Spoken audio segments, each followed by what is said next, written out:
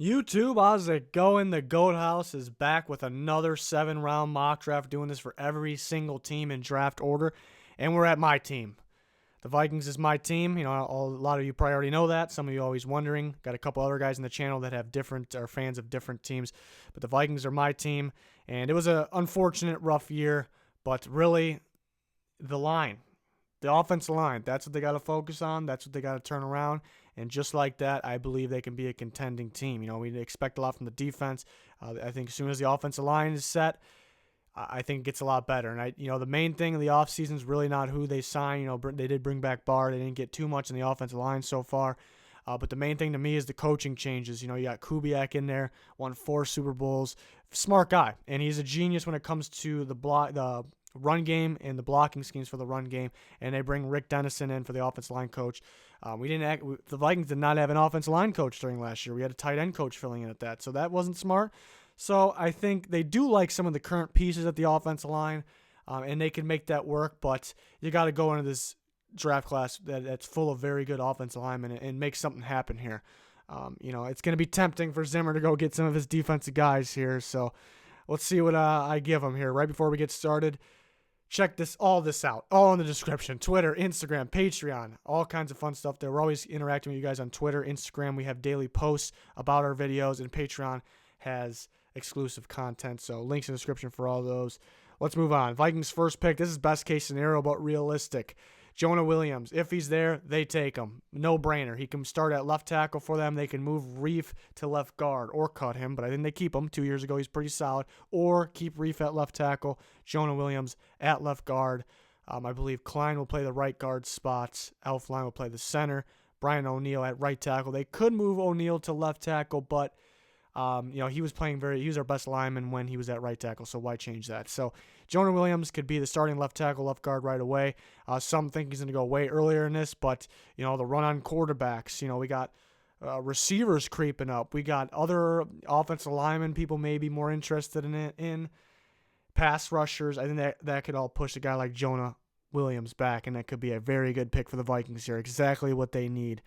On to their second-round pick, and I want L.J. Collier here, defensive end from TCU. They're pretty set at defensive end for this year. They have Danielle Hunter and Everson Griffin, but Everson Griffin's most likely going to be done after this year with the Vikings. Maybe they can extend him, but they can't pay too much. So the way they restructured it, so they're going to be it's pretty much going to be Danielle Hunter and Stephen Weatherly, who I like, but is he really like the future starter? He's a darn good rotation guy. They do have Tashawn Bauer, but we really don't know. Hasn't proven anything yet, anything at all. So L.J. Collier I really like him on Zimmer's defense, the defensive end there in the 4-3. He's got the technique down. He's got the moves down. He's got some strength. He's got a lot of upside here. I don't know if he was in the right defense at TCU, so I think the Vikings will like him a lot. I think he's a perfect fit at defensive end in their defense, so kind of a guy in the near future be the starter. And, and Everson Griffin, when he came back from that situation last year, really wasn't the same. So maybe if they get a guy like this, he gets a lot of playing time early on. So I think defensive end is a bigger need than people realize. So they go Collier here.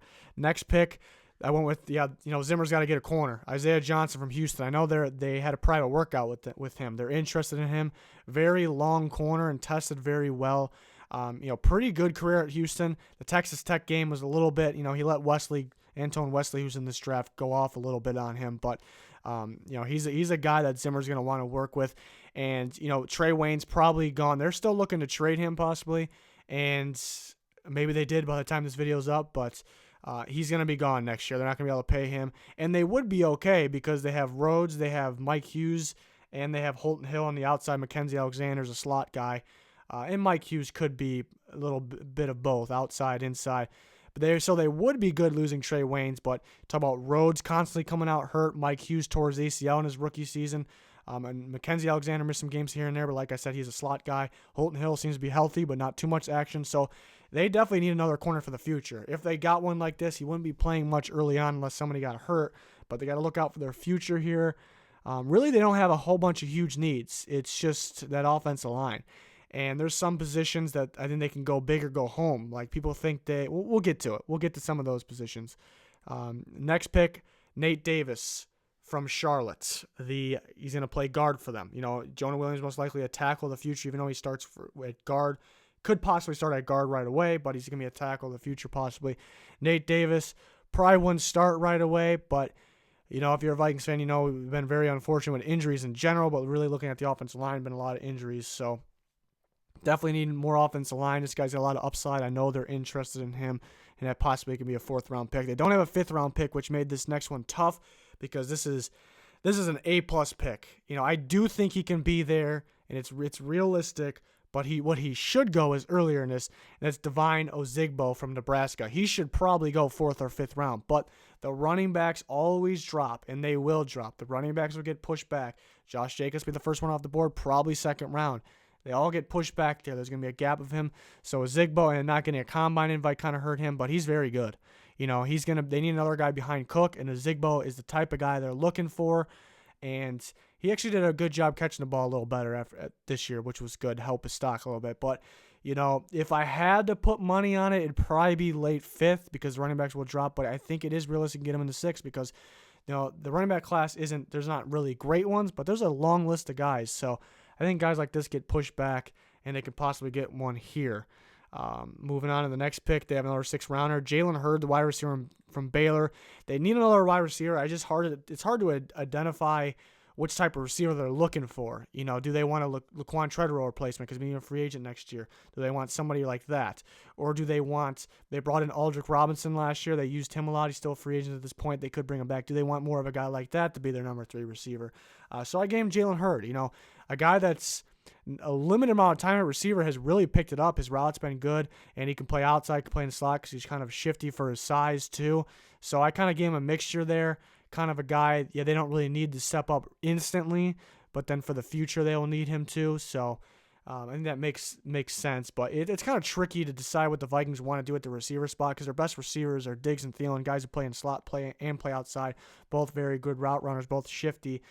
Treadwell they do not use right. They try to throw him slants. That's not his game. Yeah, he needs to catch the ball, but not really his game. So it's hard to identify what type of receiver the Vikings are looking for. I think they definitely need another one. We talk about the prime example would be the Seahawks game. They were doubling. I actually seen them triple team Diggs a couple times, and then doubling Thielen. Nobody else can get open, so it's tough. They definitely need another one. And it made it harder that the offensive line couldn't block, so Kirk didn't have too much time to throw the ball to anybody there, really to look at other options even. But next pick, Lamont Gaillard from Georgia, another offensive lineman, a guy that can play center or guard, which is important here because Elflein didn't have 2 years ago was excellent, rookie year. Last year was not too good coming off the injury. So there's rumors that they can move him to guard and put somebody else at center. If they want to do that right away, they may have to take a center earlier in this. Maybe a Garrett Bradbury is an option. Maybe an Eric McCoy or Elton Jenkins. Those guys would be the options if they want to do that right away. This is for safety, to keep it safe here in case they want to do that with Elflein in the future or Elflein's not playing great. They want to throw him in there. That's kind of what this is for. So they draft 3 linemen here. That's something they need to do. If they do 2, I'd be confident with the coaching changes to help figure it out because 2 years ago it was basically the same offensive line and guys were playing much better. So as soon as you switch the scheme, which they're doing, they're going from a gap scheme to a outside zone scheme. As soon as you switch that and the right coaches work with them, you can see big time changes. So I'm not really worried, but at the same time, keeping in mind what just happened last year, it's a little scary because you expect more. They built this team to win a Super Bowl, so we'll see what happens here. We do have one more pick, though. I'm getting a little ahead of myself. Armon Watts, defensive tackle from Arkansas. Yeah, people think they need a defensive tackle earlier, which could be a possibility. I know they like Charles Omenihu from Texas, who can play the 3 technique spot. But, it's not really their biggest need. They have a long list of guys. They could get better. That's what I'm talking about. Either go big or go home. Get a guy that's 100% a starter or get a guy late or don't get one at all here. Because you don't need a middle-of-the-pack guy because obviously you have Linval Joseph, and they bring Shamar Stephen back, which was good. He was a big reason there. That defense was really good. He was a big part of that rotation on the D-line 2 years ago. And they have Jaleel Johnson, who this is his time. This is his time. He should be developed now. He should be ready to go. And don't forget, they drafted Jalen Holmes last year from Ohio State. He was a very good football player for Ohio State, but he was a defensive end.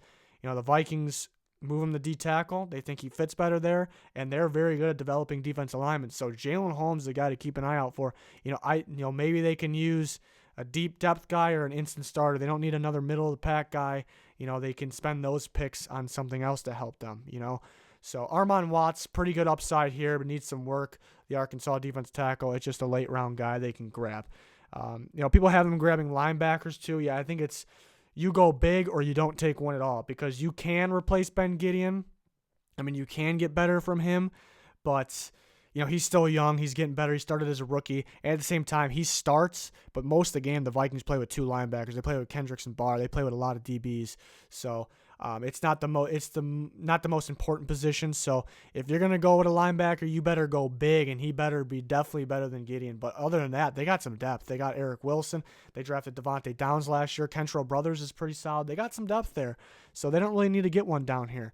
I do think that third receiver might be an important thing. I kind of had him waiting here. I do like Hurd for the potential wise, but we'll see what they do. They do have some things they need to. Oh, and tight end's another one.